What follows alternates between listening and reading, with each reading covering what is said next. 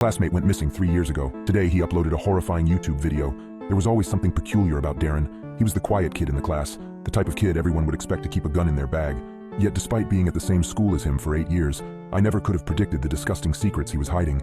Darren was utterly ignored, not just by mean kids pretending not to see him, but by everyone, constantly. He was practically ignored right out of existence. This soon developed into more of a tradition than anything. Everyone knew not to talk to Darren, and at some point, he learned to stop trying to talk to us. Sometimes I would go days without even seeing him, despite his perfect attendance. I thought this was all just a harmless little joke, but I never could have guessed the horrifying reality this prank would lead to. After the pandemic in 2020, we switched to online learning, except Darren wasn't there, and that was when he went missing. For the next 3 years, I curiously wondered what had happened to Darren. That was until by sheer luck, I came across his YouTube channel.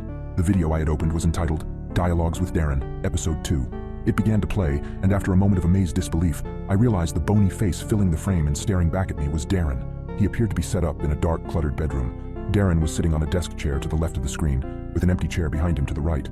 Both chairs were angled towards the camera, and eerily lit by the only illumination in the room, Darren's computer screen. After another quick camera adjustment, Darren egan a stuttery introduction of himself in a nervous, fake television host voice. As he spoke, it occurred to me that until that moment, I had no idea what Darren's voice sounded like. Hi, this is Dialogues with Darren again. Today I've got another interview with Mookie, who you might remember from our first episode. Before we pick it up, can you give us a quick reintroduction, Mookie? I glanced down at the video info. His channel had 0 subscribers. This video had 1 view and no likes or comments. It appeared that I was the first person to have seen it. I glanced back at the video and grimaced in confusion. Darren appeared to be nodding along to something and was looking intently towards the empty chair, as though respectfully permitting someone to speak. After a moment, he looked back towards the camera. Well, I guess I can't disagree with that. So tell me, Mookie, if you weren't an imaginary friend, what other kind of work would you want to do? Again, he looked towards the chair and nodded along to silence. But after his last comment, everything clicked. Darren had made a kind of joke channel, the product of boredom and maybe the hope of being recognized for once, even if just by strangers online. As he began to ask his guest a follow-up question about aspirations for the future, I clicked out of the video and over to his channel homepage. I found the video amusing, so I left him a subscription and waited for his future uploads. 2 days later, I got my first notification. Dialogues with Darren has posted a new video. This video was with an imaginary friend named Juniper Smith. I waited until the evening and pulled out my phone in bed to watch it before going to sleep. It was the same deal as before, and I tried to piece together what he imagined the other side of his conversation to be. Thank you so much for coming on today, Miss Smith. I don't want to be rude, but I was wondering how you passed away. Darren said this last part with cautious politeness, as though he was asking someone terminally ill how much time left they had. Silence and respectful nodding. I'm so sorry to hear that. Was anyone able to figure out what happened? Darren seemed choked up by the silence that followed. That's awful. I'm so sorry, he croaked emotionally.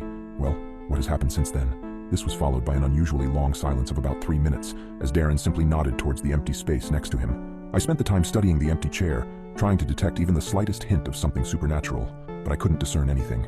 I practically had my nose pressed to my phone screen, watching the shadows of Darren's bedroom when his sudden speech made me start. Well, that's great. Helping little girls like that? It can't be easy after what happened to you, but you do it, and that's so great. I smiled, wondering how he came up with these stories, and whether there was a Word document somewhere on his computer that had the other side of these scripts written on it. I wanted to read them, if so. Well, thank you for coming on, and thank you very much again for sharing your experiences, Miss Smith. I think that's all our time for today, but I wish you the best, and please take care. And with that, Darren smiled meekly towards the chair next to him, turned and scooched his own chair back up towards his computer, and as his hand reached out of frame, the video ended. I continued to watch Darren's videos as they rolled in. Whenever I got the alert, I would queue it up, watch the video before bed, then await the next one. It was by far the weirdest channel I had found on YouTube. His interviewees came to comprise an interesting cast of characters that included the Annette twins, the Rog, and the Gray Man, who, despite the sinister name, was a delightful guest who caused Darren to break his composure with gleeful laughter throughout the interview. So you mean that you can be anywhere? Silence, interrupted by unexpected laughter from Darren. Oh, so everything's gray? He asked, regaining himself a moment before bursting back into pitchy laughter, too contagious for even me to resist chuckling along with. I guess no one can accuse you of being without talents. He managed to get out from between his outbursts, wiping a tear from his eye. Looking down at the video info, I realized that the Gray Man was the first video for someone to see that wasn't me. The view counter read 3. I smiled to myself in the dark of my bedroom. After the Gray Man, a couple weeks went by before Dialogues with Darren showed any more activity. Then, at around midnight on Friday, my phone screen lit up with an alert. Darren was live streaming. Having nothing better to do and intrigued with seeing Darren do his first live act, I quietly shut my bedroom door, flopped onto my bed, and opened the YouTube app on my phone. The title was Dialogues with Darren, No Name Available, Live. Darren was oriented on the left side of the screen. The empty chair was stationed on the right. He had already done his typical brief intro and was mid-sentence as the audio popped in. So, you're the first to reach out to contact me first. Let's start with that. How did you hear about the show? Then, for the first time in any of Darren's videos, I heard a response. A sound like the blade of a butcher knife being raked over steel broke the silence. The sound was pitchy and inconsistent, resonating as though it was simultaneously right in my ears and echoing from far away. I winced and attempted to turn the volume down, but the metallic tones remained just as loud as if I had done nothing. Darren appeared pained, but otherwise determined to politely carry on, and continued to maintain his shaky host persona. "That's certainly not what I expected," he said, leaving me wondering what the answer had been. "And might I ask, how were—" The metallic noise resumed, cutting off Darren. His face had turned from a look of pain to a look of agony.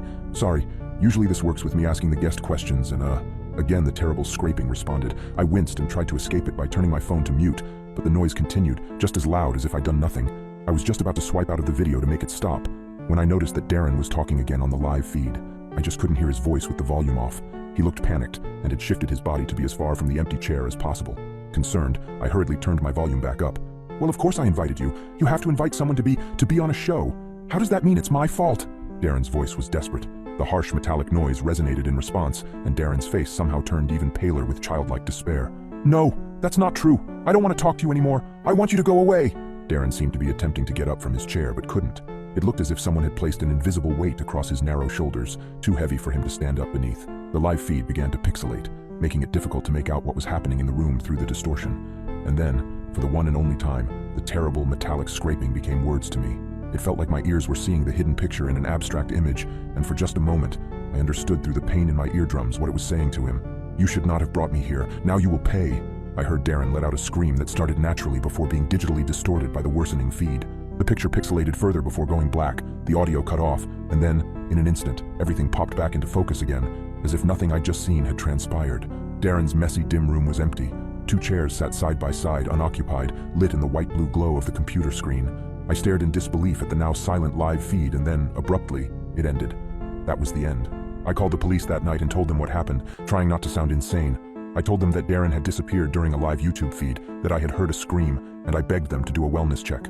They took down the information, but I don't think anything came of it. I could tell from the disingenuous tone of the officer on the phone that she thought the whole thing was some prank by a couple wannabe YouTube stars or something.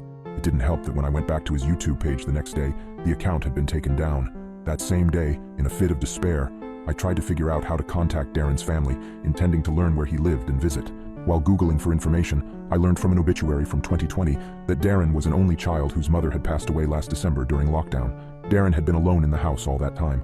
The police probably thought he was just a depressed runaway trying to go out on bang. To tell you the truth, I feel responsible for what happened.